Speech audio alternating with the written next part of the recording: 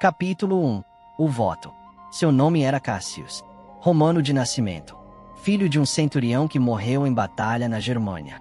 Deveria ter se tornado soldado. Essa era a tradição. Mas Cassius tinha mãos feitas para curar, não para matar. Tornou-se médico. Estudou em Alexandria.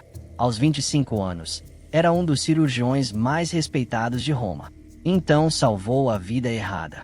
Um senador que devia dinheiro para o homem errado. Cassius operou, cobrou seus honorários e não fez perguntas. O credor não gostou. 3 semanas depois, Cassius foi acusado de roubo de propriedade imperial, um escravo que ele tratou gratuitamente. Falsa acusação. Não importou. Foi condenado. Virou escravo. E porque era forte, alto e jovem, foi vendido para um ludus. Capítulo 2. A primeira luta. Você tem 2 opções. O lanista disse no primeiro dia: matar ou morrer. Há sempre uma terceira opção. Cassius respondeu: qual? Vencer sem matar. O lanista riu na cara dele. A arena não perdoa idealistas. Puseram Cassius na arena 3 semanas depois. Contra um criminoso condenado, um ladrão de pão que seria executado de qualquer forma. Deram-lhe uma espada. A multidão rugiu. O ladrão avançou, desesperado, tentando vender cara sua morte. Cassius desarmou em 4 movimentos. Colocou a lâmina no pescoço do homem caído. A multidão gritou: morte, morte, morte. Cassius largou a espada. Estendeu a mão. Ajudou o homem a se levantar. A arena ficou em silêncio chocado. Capítulo 3. A regra quebrada. O magistrado ficou furioso. Mate-o ou você morre também. Cassius se virou para o camarote. Eu venci. A lei não exige que eu mate, apenas que eu vença. Tecnicamente, ele estava certo. A lei romana sobre gladiadores era clara: vitória, não morte. Mas a tradição era outra coisa. O magistrado rosnou: se você recusar matar novamente, eu garanto que você enfrentará oponentes que não terão sua piedade. Então que assim seja, Cassius respondeu.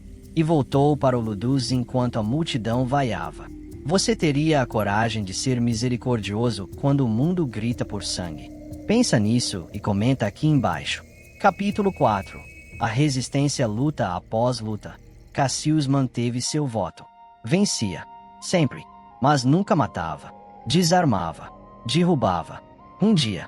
Mas não executava. Em 6 meses, 32 vitórias. 0 mortes. A multidão se dividia.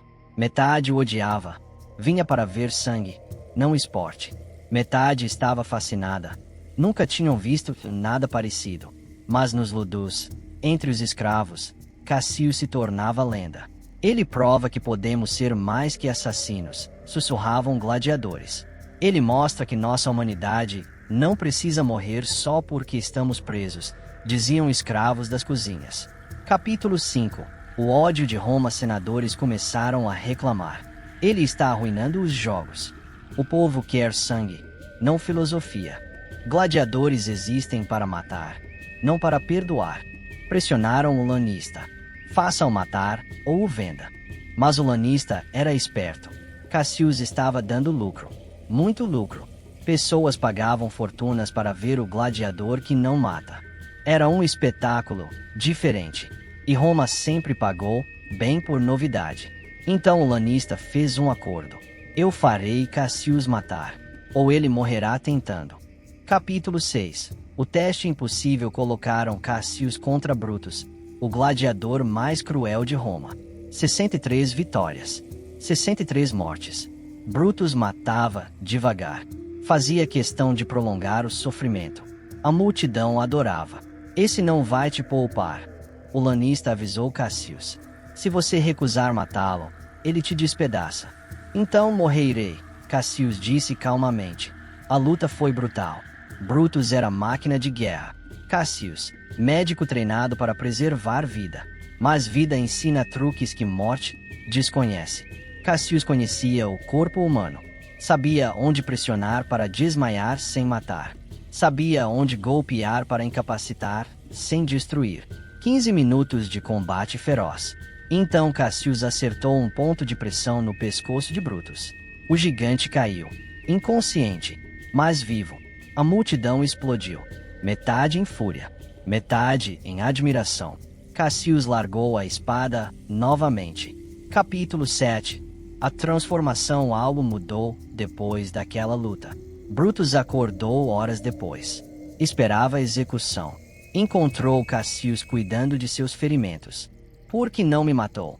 Brutus perguntou, confuso. Por que você não é meu inimigo? Cassius respondeu. Somos apenas peões no jogo de Roma.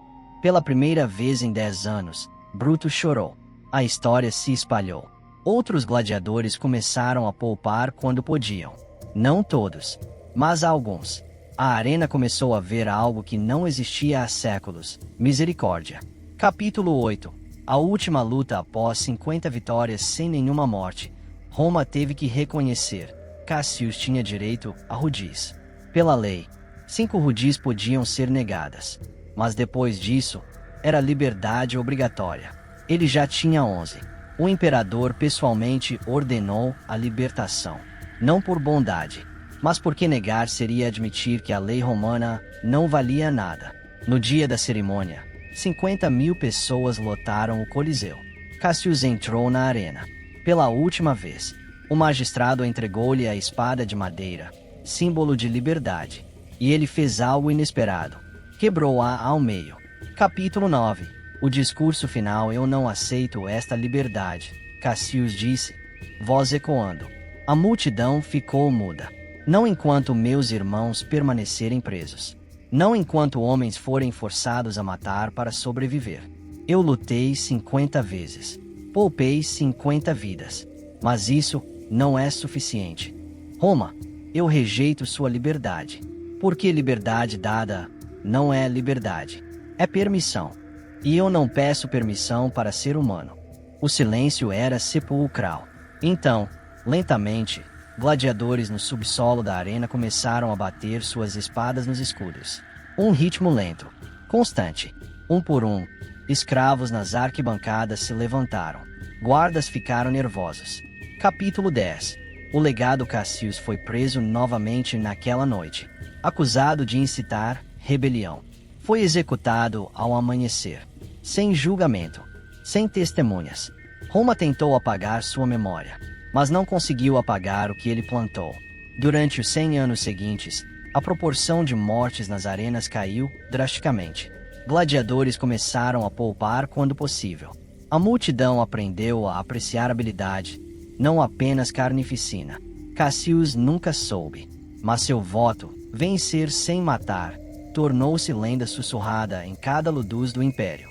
Quando Constantino finalmente aboliu os jogos de gladiadores, 300 anos depois, citou o nome de Cassius como inspiração. Um homem que provou que força e compaixão não são inimigas. Ele morreu escravo, mas viveu livre. Porque liberdade não é onde você está, é quem você escolhe ser. Força é matar, ou é ter coragem de poupar?